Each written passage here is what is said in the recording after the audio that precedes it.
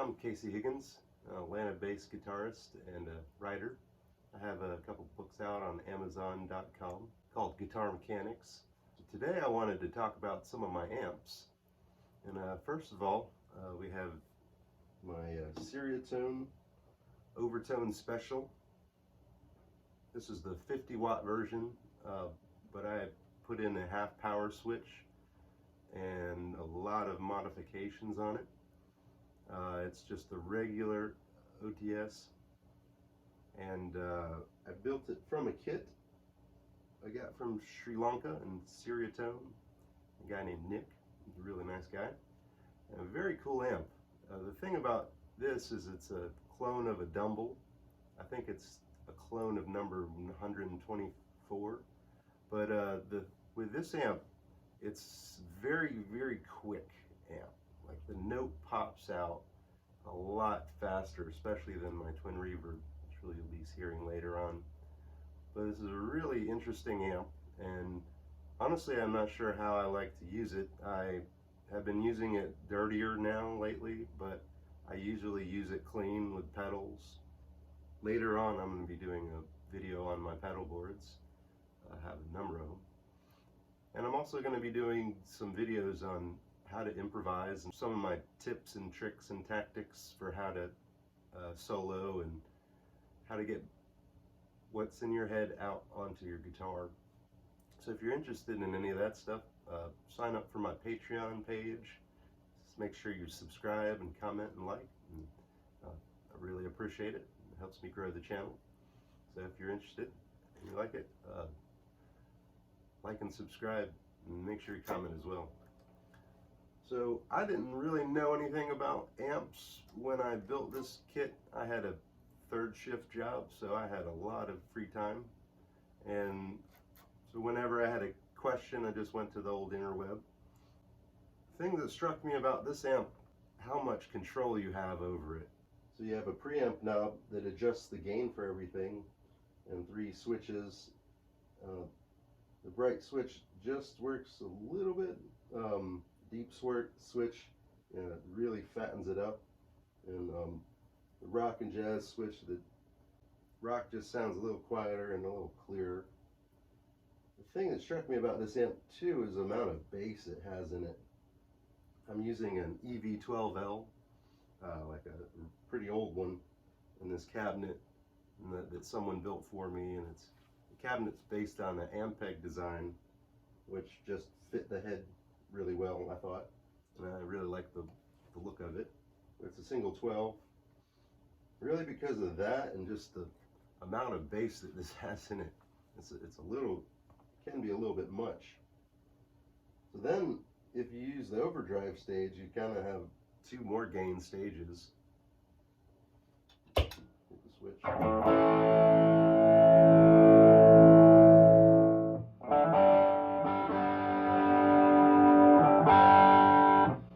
Really, to get it to distort, you really have to turn the level really high and keep the ratio down.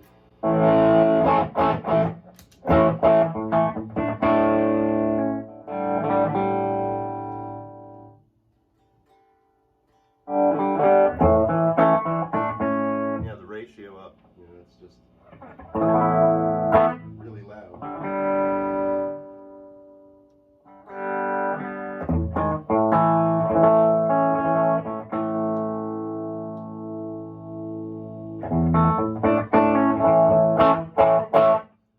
Very cool, because when you dig in, it gets really gritty, but you can still get a lot of cleanness from just your pick.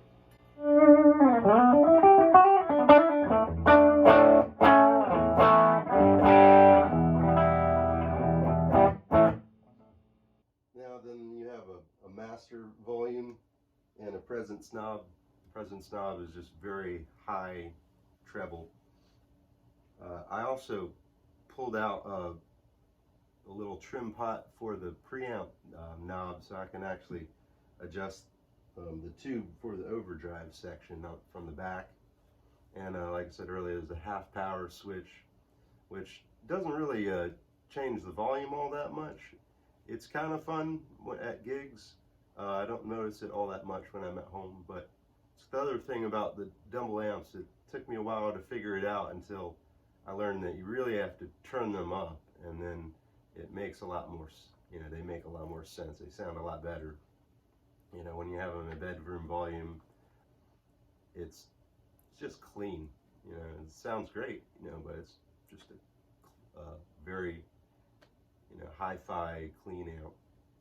I'm currently running tongue sole tubes in it, but I really haven't found anything that I like that's better than the Wing C Svetlanas that are so hard to come by. So if anyone knows of any 6L6s that they can recommend, I'd greatly appreciate it. I tried the JJ 6L6s and the Tongue Sole and Sovtech, and yeah, they're all nice tubes, but they're not Wing C. That's about my only criticism, and it's one of those things that I don't think any other tube's like that. So it's an unfair judgment. But the last thing is on the foot switch, you have just the overdrive section, and this knob is really kind of cool. So this switch deactivates the tone stack, and so it just gets a little louder and it's a little more clear.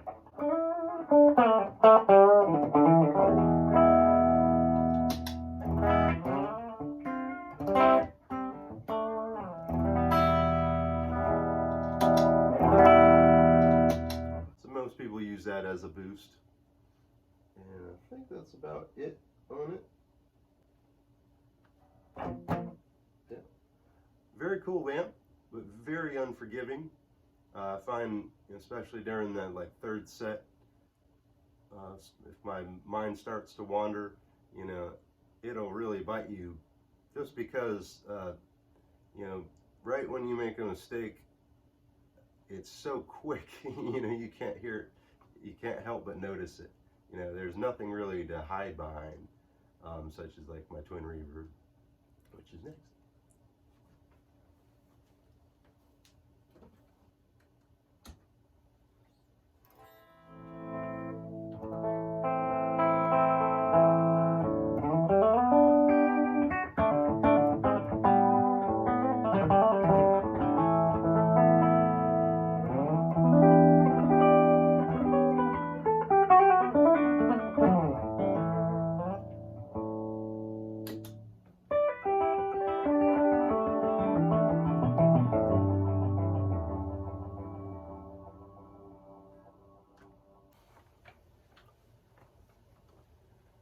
So next we have my Gibson Ga30 Rvs. That was really hard for me to remember. So this is a amp actually built by Trace Elliott in 1997, I believe. And it's a very strange amp. It looks like there's hubcaps on the front of it. And it's incredibly heavy. I think it's 68 pounds. And it's so heavy because it's basically two AC-15s in stereo, or AC-30 type circuit. It has a different tone stack. It has the dual gang pot tone. So when you go over to the left, it adds mids. When you go to the right, it adds treble and bass, I believe. It has EL84 tubes, and 4 of those, and 4 12AX7 preamps.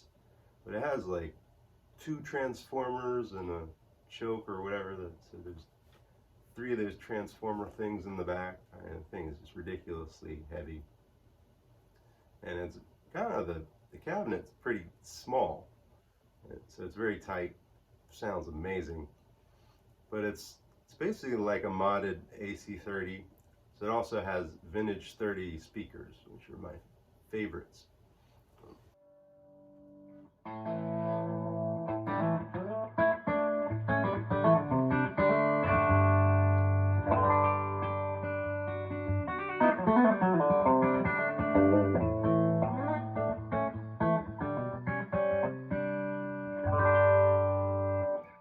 usually use this as a clean pedal platform that has a small reverb tank, which is very, very cool.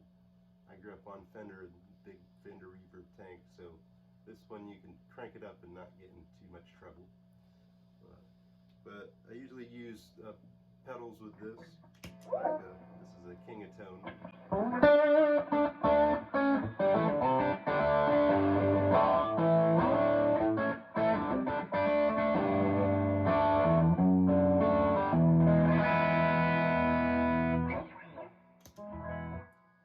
Very loud amp.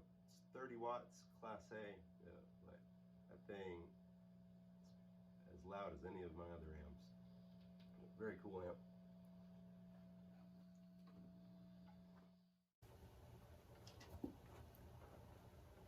So next we have one of my absolute favorite amps. This is a 69 Twin Reverb Silverface.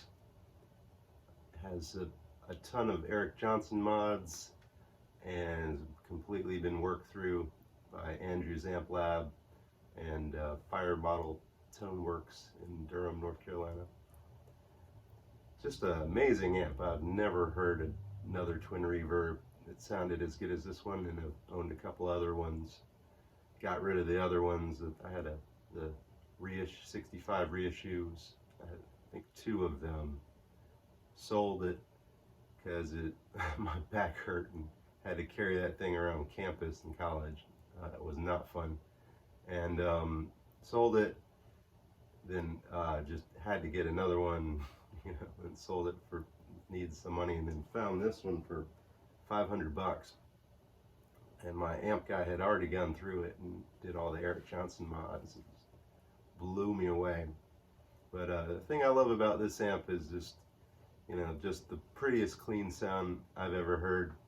And just especially when I'm using a pedal board and pedals, it's not easy to get a distortion sound to sound good out of it, but just the amount of bass response you have is just amazing. I can often shake the ground, you know, if it's like wood flooring, I can shake the the floor. If I'm on a stage, you know, it'll shake the hell out of it, and it's just really fun. It's got the original speakers, and I still haven't found 6L6s that I like in it, so if anyone can suggest some types they use in the comments, love it. I'm a big fan of surf music, so I just love the reverb on it.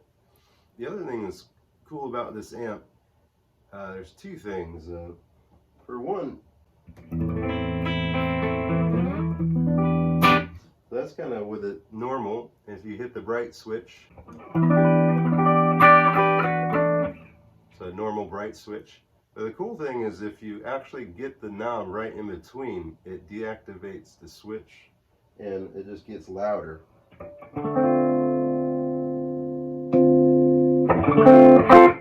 So it gets a lot louder. Less things to go through. It sounds really cool. The whole louder is better. Like I said, it's really hard to get a good distortion sound out of this. I either have to stack pedals. So you know, when I was in college, I used to do the tube screamer thing, which is way too many mids with this guitar. I prefer using my BK Butler tube driver, but that is one of those phase of the moon pedals. And it just kind of works when it wants to, and it just sounds different every day, which I also like to use a Hughes and Kettner tube factor. And usually those I'll just pop them right on the amp and use them as if the amp is distorted. Very awesome. Very awesome amp. And purple light.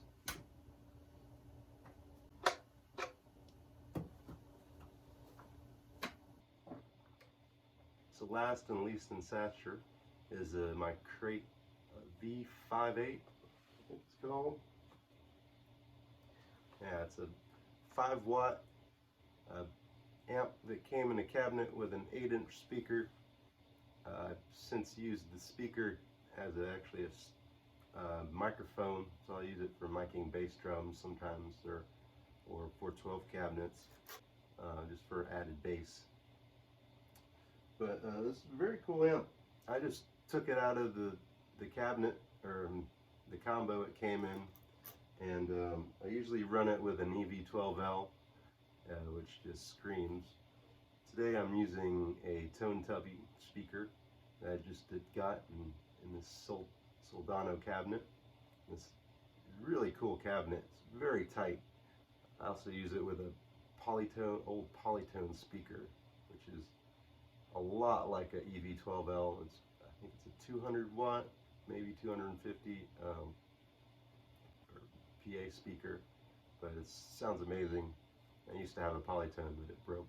But this is just a single 12AX7, single EL84, and a volume gain, and has another double gang pot. And just squeals. I love it for recording and in my room. You get some good crunch sounds.